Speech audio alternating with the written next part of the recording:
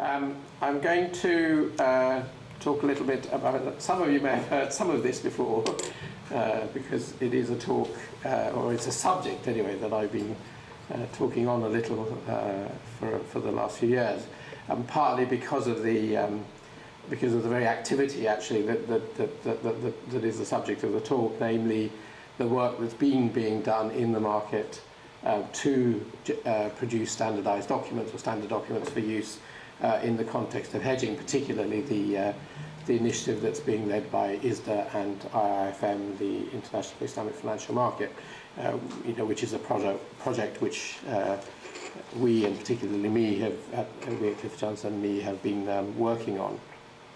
Can everybody hear me, by the way? Okay. So let me start by making sure I can wear that. Yes, good. So I'm going to, towards the end of this, I'm going to just talk a little bit about exactly what's being produced, the documentation that's being produced, and and where we're going as well, a little bit on that project. But I wanted to start with a little bit of background. Again, many of you, I'm sure, are already very familiar with this, but we've seen, obviously, we saw the early stages of the Islamic derivatives market, I guess, in the mid-2000s. I mean, certainly there are examples of individual houses entering into derivatives products. Well before that, we worked on some ourselves, many years ago. So I'm not by any means suggesting that the mid-2000s is the origin of the industry, let's say. But what is clear is that around that sort of time, initiatives to look towards standardization began to start being talked about. In fact, about 2006, 2007, ISDA, who I imagine most of you, if not all of you, are familiar with ISDA, but the International Swaps and Derivatives Association, which is the association which in the conventional market has developed standard documentation, continues to do so, and many people in the market, because of the role of ISDA in the conventional market, approached ISDA in 2006 or 2007 and asked it to get involved in developing standard documentation for the derivatives market. And there were, I remember, some working group meetings in the early stages to sort of try and explore what was possible and what was out there and so on. And it took a little bit of time to get going, and I think part of it was really because, from ISDA's point of view, they've got the documentation experience and can access that. I think they for their part were a little bit nervous about how are they going to address the Sharia side. And in a way, the solution, or a solution certainly, to that came in around 2007 when ISDA and IIFM, the Bahrain-based International Islamic Financial Market, an association as well, signed a memorandum of understanding, and they agreed on a number of projects that they were to work on together in that memorandum of understanding, and indeed, developing standard documentation, was at the heart of that. And in a way, the cooperation or the collaboration, the way it's worked, has been that, in a sense, from the ISDA side, the input has been the documentation experience, and the input from the IFM side in particular has been the access to, especially IFM's panel of scholars, which is if you go on the website and look, you'll see that the scholars that are on IFM's panel are very well-known scholars, very broadly representative, and so in a sense, what IFM was bringing to the collaboration was the Sharia side, which is exactly what ISDA had been concerned about how it was going to deal with.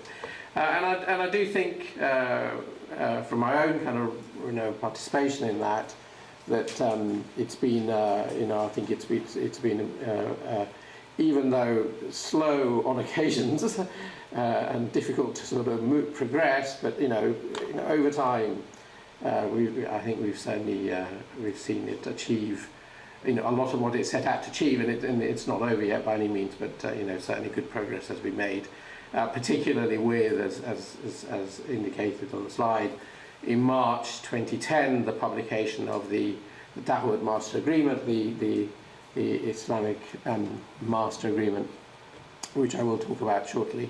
And then, in fact, very recently, just 3 or 4 weeks ago, the publication of the template confirmations for profit rate swaps.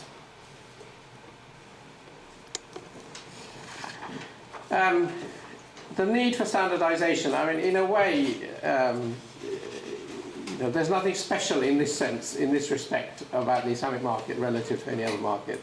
All markets, so if you go back to the, the time what Warren was referring to, actually was a point in time in the derivatives markets, where, in the conventional derivatives markets, where in fact standardization was the very exercise that was being undertaken. And there was a suite of documents produced by the BBA, which is for interest rate swap, conventional interest rate swaps and forward rate agreements. There was an FX agreement, actually, the FIOMA or IFEMA. And about the same sort of, that was around, all of those are in the kind of mid-80s roughly, and around the same sort of time. Also, initiative from the US side particularly is what led to the birth of ISDA and ultimately the ISDA Master Agreement. And over time, by and large, not exclusively by and large in the conventional space, certainly the ISDA Master Agreement has become, the sort of the more prominent document, let's say. But the point is that, you were at a time in the conventional derivatives market where problems were being faced, which actually are very, very similar to the sorts of issues that are being faced, have been being faced over the last few years in the Islamic derivatives market. Namely, you've got a relatively small number of players, but others looking to participate.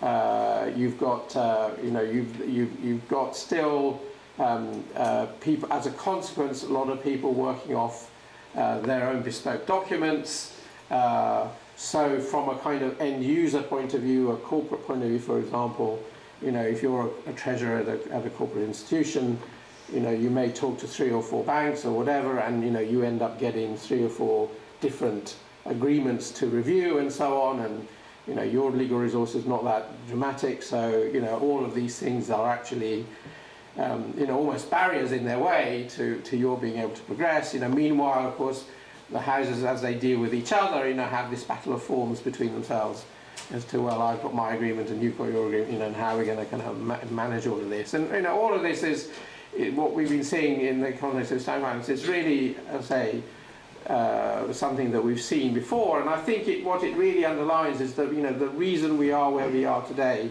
in the context of the Islamic finance market is a function, actually, it's a very positive point, because a positive sign, because I think it's evidence of the growth of the market. And what's been happening over the last few years in particular is people bandy around, the $1 trillion number of the, scale of Islamic assets. We've reached $1 trillion, or we're about to reach $1 trillion, and we're going north and all that. And all of that, to me, is saying that we have a market which has grown significantly, is of a significant size, and is continuing to grow. And pace of growth may go faster and slower according to the years and according to the economy more generally, but the point is, at the end of the day, we are on a growth trajectory, and we already have a significant size. And I think 2 things in particular are associated with that. One is just individual institutions, as they grow in scale, are bound to start having more and more structural mismatches in their books, because assets are of one kind and liabilities are of another kind, and the bigger you are, the more different sorts of assets and the more different sorts of liabilities that you have, and the more they are different, the more there is a mismatch potentially in your book. And the question is, how are you going to address that? Well, first of all, should you address it? And that's something that we'll talk about in a second. But assuming you are going to look to address it, how are you going to address it? And indeed, I would say that if you don't address it, is it actually going to constrain your growth, because you are carrying these risks, and there's only so much of that risk that you can carry. And the second element is the growth has also been a geographic growth. Not just necessarily that, the bank in Dubai now has branches in 10 different countries, but it's the bank in Dubai has investments or customers in 10, 12, 15, 20, whatever number of countries it is. And the point about that is that brings currency risk with it, because, for example, a Bahrain bank lending on a project in Scotland, for the sake of argument, is reporting in Bahraini currency, it's lending in pounds, by definition you have a currency mismatch at that point in time, right? And the more international your activity, the more you're going to face currency mismatches. So really, I think the positive point is that this increasing demand that we've now seen and got to is simply evidence of the evolution, the growth, and the increasing maturity of the Islamic market. Why standardization? I've sort of covered some of those points. The cost of evaluating the documentation is more balanced and so on. It contributes therefore to efficiency and liquidity, and to a degree certainty as well. Potentially even, if you really did have clear standardization, because it would make it easier to transact, hopefully it would actually reduce the cost of transacting, and therefore to contribute to kind of equalizing the costs of executing, relatively between the Islamic market and the conventional market too, because we do obviously see a price difference between the Islamic market on a lot of products and the conventional market, and that's a function of, well, to a certain degree at least, is a function of the additional kind of infrastructure and execution costs that the Islamic market still carries with it. So things like standardization help address a number of those things.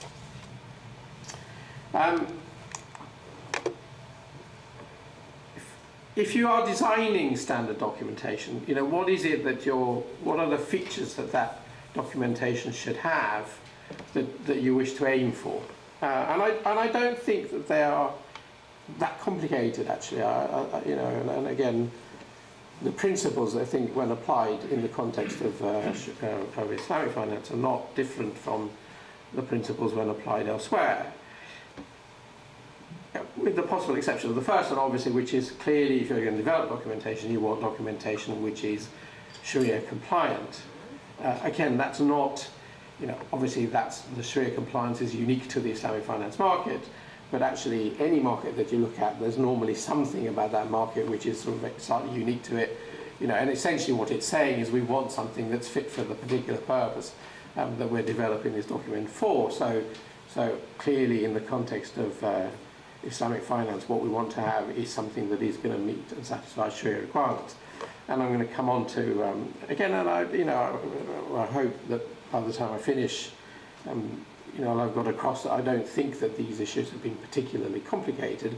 They've required a certain amount of work to deal with, but so I don't think they're as complicated as they sometimes are made out. So that's the starting point, in terms of trying to achieve standardization or standardized documents. Obviously, if you're developing documentation for hedging purposes, clearly it needs to produce provide the necessary hedge, and so I guess it's going to be built to develop that cash flow and so on. And towards the end of this, I'm going to talk about the profit rate swap documentation that's been developed, which and show you how, or talk you through how we've tried to achieve that in the context of that documentation. But, and I think these next two are important, you obviously want documentation that's enforceable, right? Clearly, what's the point otherwise? And clearly also, to my mind, and this is, you could debate this actually if you wanted, this last particular bullet, you could, to my mind, you want to develop documentation which is structured to optimize risk management and risk mitigation. And why I say that that's more debatable is because you could actually stop at the first three and have documentation where actually it could have done more to deal with risk, to manage the risk, but you take a commercial view that it's far enough, and that actually need to go any further, and it meets your requirements to give a moment in time.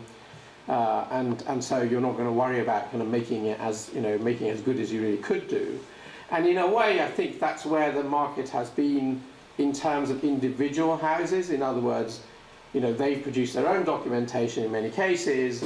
Obviously, it's been slanted in their favour, but in some ways, has it gone for the most optimal arrangements that you could do with these sorts of documents? Answer probably no, because the focus has been very much, well, we want to get documents which we can use in our hands, and we're really not looking to try and sort of deal with the marketplace as a whole. We're very much looking at it in terms of us and our some individual trades that we're going to do.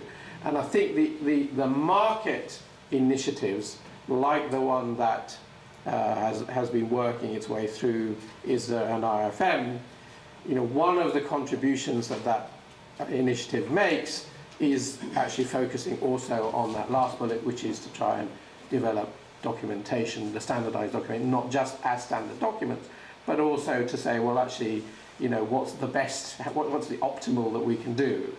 And in a sense, that's actually the bit that's taken the time in the documentation processes that we've been looking at with ISDA and IFM.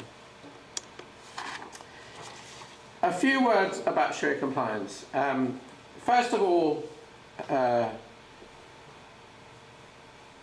as Warren just said, I've been around in the derivatives industry for a very, very long time. And every single day you open the paper and somebody's having a go at derivatives. Okay, every single day. I mean, that is not an exaggeration. I just pick 5 papers today. I guarantee you somewhere in that lot will be somebody saying something about how bad derivatives are. Okay, and that's an industry that's been around for 30 years plus. Okay, so derivatives per se have a lot of issues around them, and a lot of those issues are, and a lot of that comment when you read it or hear it is not necessarily really to do with people who are understanding the individual products or understanding the individual uses of them. It's very much a more kind of general approach to life, if you like, and often it's using derivatives not necessarily because of the issues derivatives. It's there's a hidden agenda which is having a go at banks or whatever it is. Okay, so I say all of that to put into context the fact that there are also, as you all know, regularly discussions about the compatibility of derivatives and Sharia. That's a debate. Read the Islamic finance magazines, press, etc. Obviously, that's a continuing debate as well. But put that in context. It's in the context actually where the broader concept of derivatives, as I say, is itself continuously debated. Okay. Now, leave that to one side for a second. Simple examples. Okay, I'm a car importer in Dubai. I distribute Mercedes in the UAE.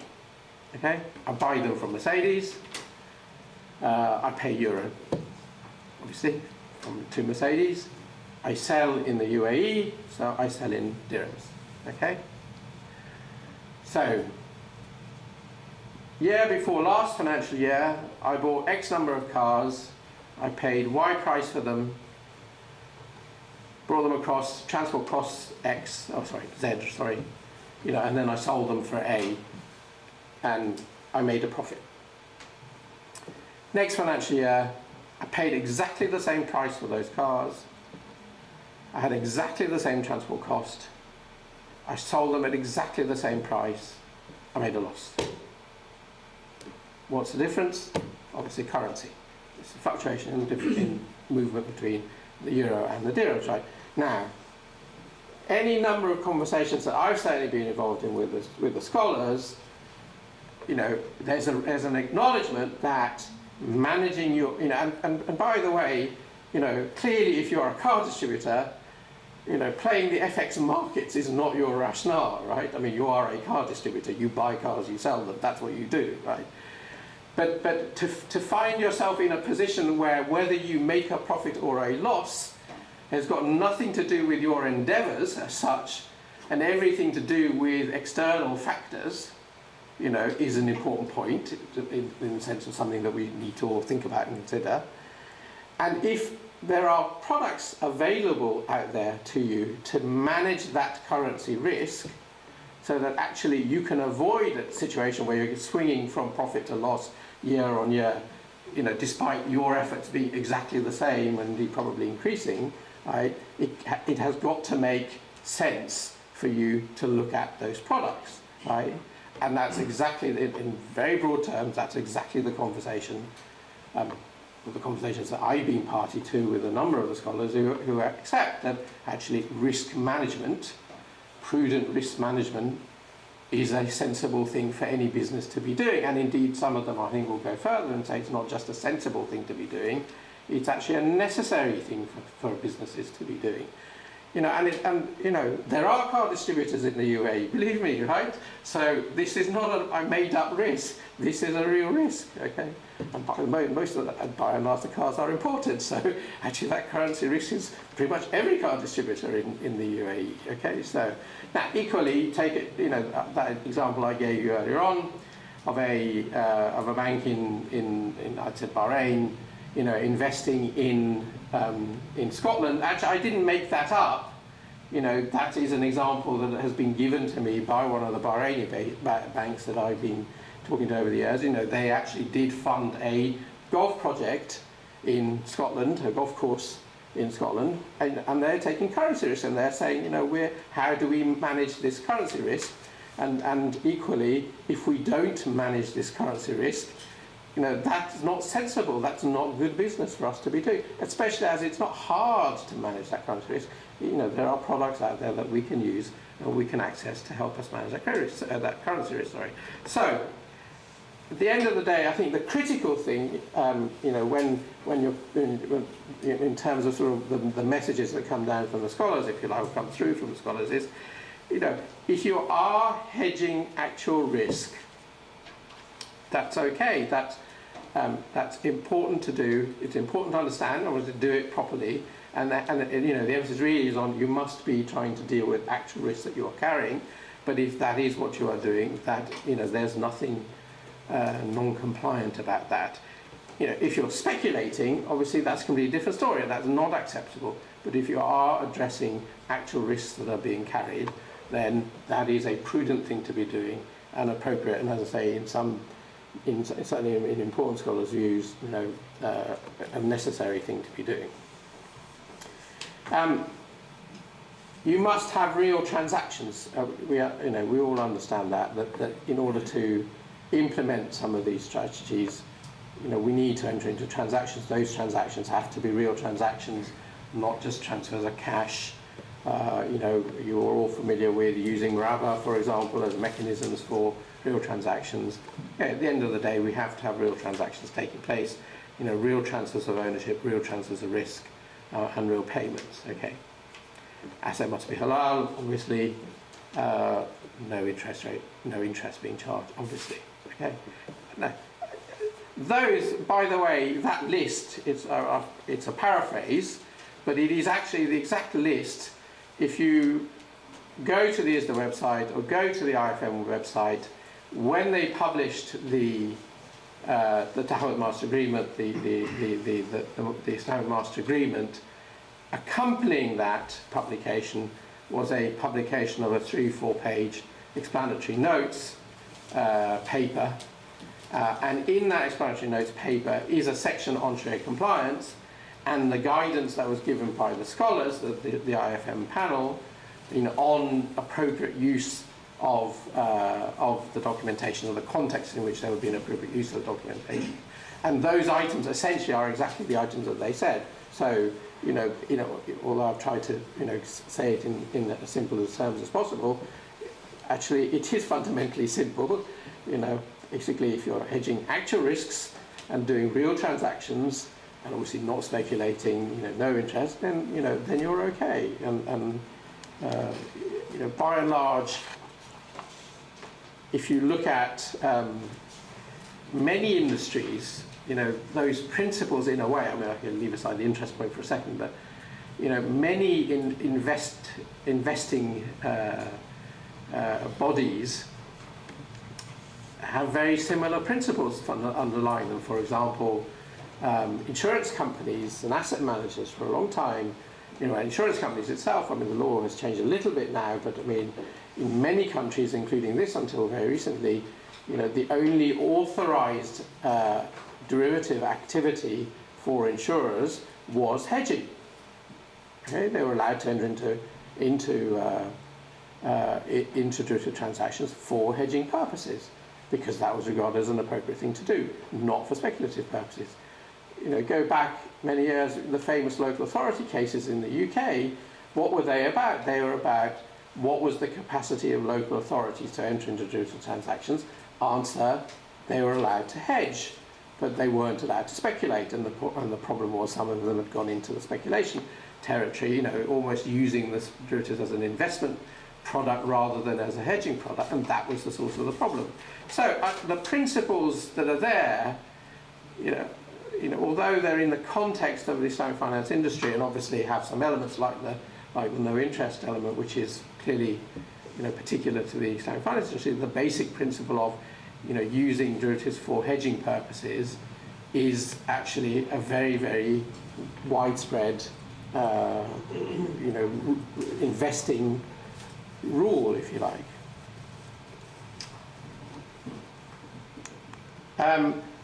I've kind of covered that. Those are actually basically the examples that I gave you a few minutes ago about looking for hedges. The second one is actually that's the car distributor, the FX risk. The first one is a profit rate swap, where basically again you have somebody with a sukuk liability, which is floating rate, and who wants to fix that, and you have on the other side somebody who's got a lot of fixed assets, who's looking to diversify his assets for risk management purposes. So I'm not going to spend too much time on that. I want to spend a little bit of time on structure to be enforceable. So when you remember, one of the things I said in the features of when you're trying to design these sorts of products, what are the features that you're trying to achieve? One element clearly is you're trying to achieve something that is enforceable, because otherwise, in a sense, what's the point of it? But that does raise particular aspects or particular issues in the context of the work that we were doing on the Islamic documents. And what you will find is that the documents that have been generated so far, both the master agreement, the Tahawut master agreement, and indeed the profit rate swap confirmations that have just been published, are all use what I'll call the WAD technology. They all use WAD. There's the undertaking or the promise. And why do they use that? I mean, obviously, WAD are an accepted tool in Islamic finance. Again, I'm not saying that that's absolutely universal. It does depend, but I mean, broadly speaking, WAD undertakings are acceptable and are regarded as something that, if you do give a WAD, if you do provide a WAD at the undertaking, then you're required to honour the undertaking which you have given. So in that sense, it's something that is binding on you. And obviously, with that, to structure it as documentation-wise in a way which is also contractually enforceable, brings you together to produce a product which achieves your desire for enforceability. Because there are other ways which, from a Sharia point of view, would be perfectly okay, like agreeing to enter into a series of muraba, whatever, and we do see that happening.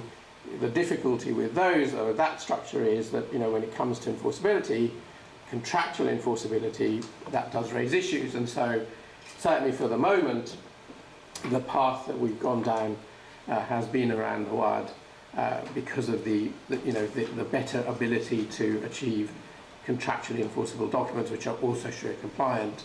That has given us as an opportunity. So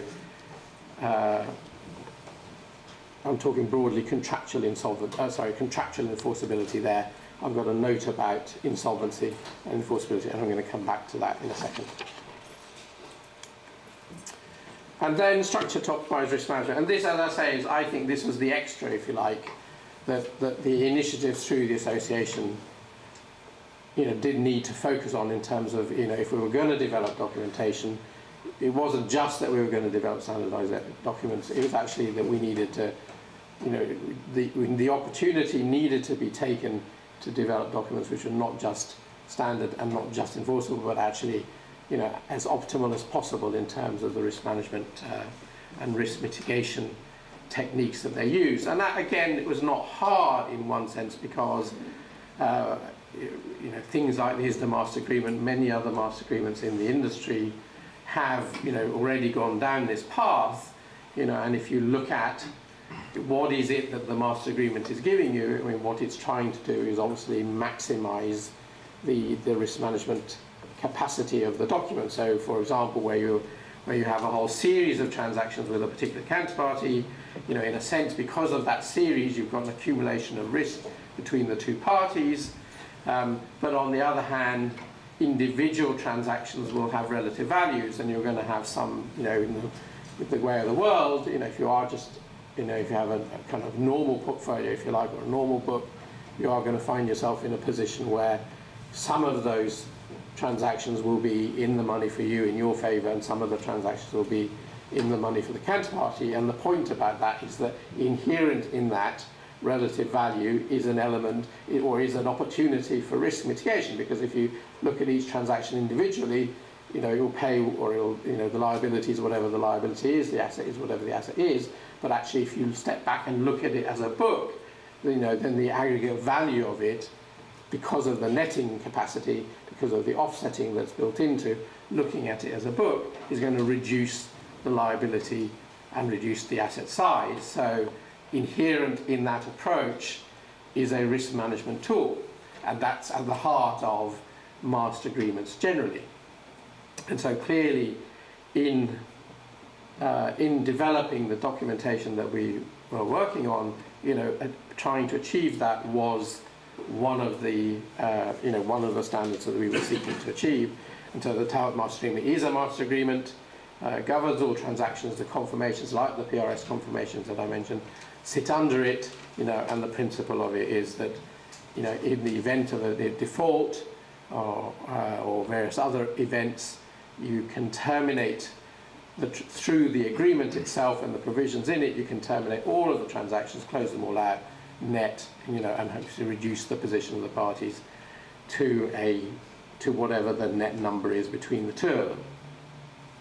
Now, we've done what we can from a contractual point of view, and in a few minutes I'll also talk about how we structured that from a Sharia point of view, which did take a bit of time, by the way, but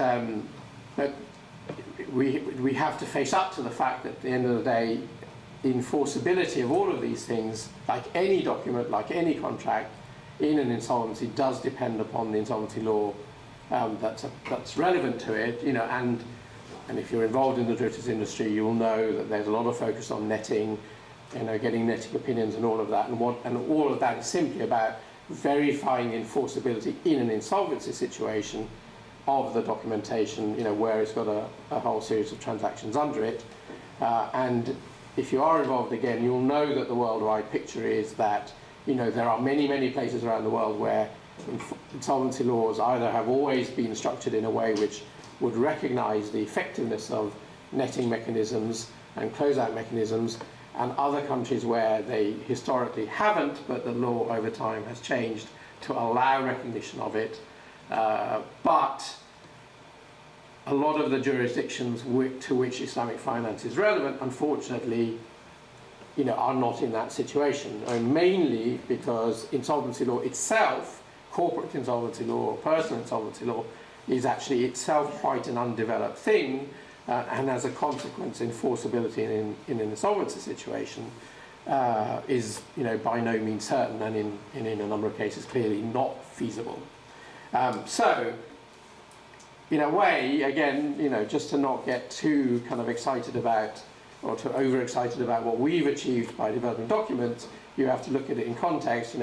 We've taken a step, it is an important step, it is a necessary step, but it's not the end of the story by any means, because there is also a lot of work to do, again, which both ISDA and IFM are, plug away at. both in the Islamic context with this, but also in this case, more broadly in the conventional context as well, where it works hard to try and persuade legislators, regulators, others to change their laws where necessary in order to enable enforceability in an insolvency situation. Russia being an example where laws recently changed, but that took us a long time. A lot of the problem with the former Soviet Union countries was very similar, that they didn't, the nature of communism, they didn't have personal insolvency laws or corporate insolvency laws, because that was kind of antithetical to communism. And now over time, as those countries have developed insolvency laws, and slowly work has been succeeding in getting recognition for these sort of risk management tools to be embedded in the law. If you go to the Gulf, there is no country that I know of in the Gulf where you can safely say that in an insolvency situation with a corporate based in that jurisdiction, netting will be recognised. Other countries like Malaysia, like Singapore, like Indonesia, are some of them are in a better position. Malaysia has a relatively good position, although it's not completely 100%. Singapore is relatively good. Indonesia is a bit more debatable. But the point is, the countries where Islamic finance is obviously much more active, we do have this backlog issue that even when we've got the documentation in place, in terms of just risk management, you also have to worry about and manage and consider the risks of your counterparty becoming insolvent, and there's a way to go in getting there on that. So then a few minutes now on the Tawhid Master Agreement itself. As I've explained, it's a master agreement, it's a multi-product agreement, and it's a framework which covers, so it sits above an umbrella which sits above all the individual transactions that you would do. It has closeout and netting, which I've been talking about, as a mechanism for trying to aggregate and maximize that risk management opportunity. Just as for the techie, the documentation techies amongst you, there are other little techniques which sort of assist that as well. The fraud asset technique, the single agreement technique, they're all in there. Again, they're all in the ISDA if you look at it. And by and large, the TMA is very much based on the ISDA. And that was also partly because why reinvent if something's already there? But also, if you look at the document, it's actually, if you look at the clauses, the sections and all the rest of it, they look very much, the layout is like the ISDA, and the section numbers pretty much, and headings and so on follow the ISDA. And the point of that was also that there are a lot of people out there who are very familiar with ISDA now, including a lot of the Islamic institutions or people with Islamic windows, and the whole point of making this in that shape was to help, to make it easier to use, because people are already familiar with ISDA.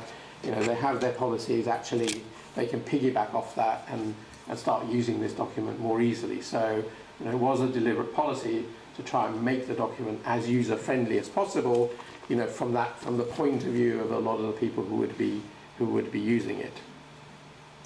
And the closeout and netting section is section 6, and I'm going to come on to that in a session. I just want to say a little bit about governing law and dispute resolution. In the agreement we have, if you look at the governing law clause itself, there is no reference to Sharia in it.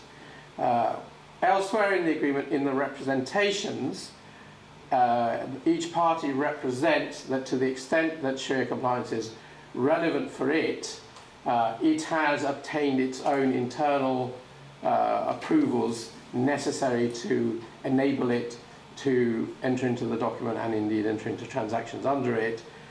We know with the appropriate kind of Sharia fatwa or approvals of its advisors or its board or whatever. And obviously, if that isn't true, then that's a misrepresentation. And a misrepresentation, by the way, is an event to default, not that one, but also other representations as well. So, although it's not uncommon to see governing law clauses which try and bring the Sharia into them, we had a conversation quite early on with the scholars to try and understand what was the best approach for this. And the point that they made when we discussed it was the following. They said, number one, you should not enter into an agreement, if you're an Islamic institution, you should not enter into an agreement unless you are satisfied, having gone through your own internal processes, whatever they are, it's a corporate governance aspect almost, whatever that internal process is, you should go through that to make sure that you and your scholars and your board, etc., are satisfied that what you're doing is Sharia compliant. Once that has happened and you sign up and you have started undertaking obligations, those are your obligations. You do not back off those obligations. They are binding on you. Right? And it may be that in a year's time or 3 years' time or 10 years' time or whatever, your board, or you might reevaluate some of it and may say, actually, you know what, those transactions which we have thought have been okay, now we're not quite so sure, what's the impact of that? The answer is not you then back off all of the obligations that you've entered into. Sorry, those are obligations and you have to fulfill them. What it means is that you don't enter into any more of those, because obviously doing any more will not get the Sharia approvals that you need, and therefore you shouldn't do it. And that's very similar, if you all recollect, to the situation we also saw with Sukuk. Remember a few years ago when we had a lot of Sukuk issues out there, then there were questions asked about their compliance.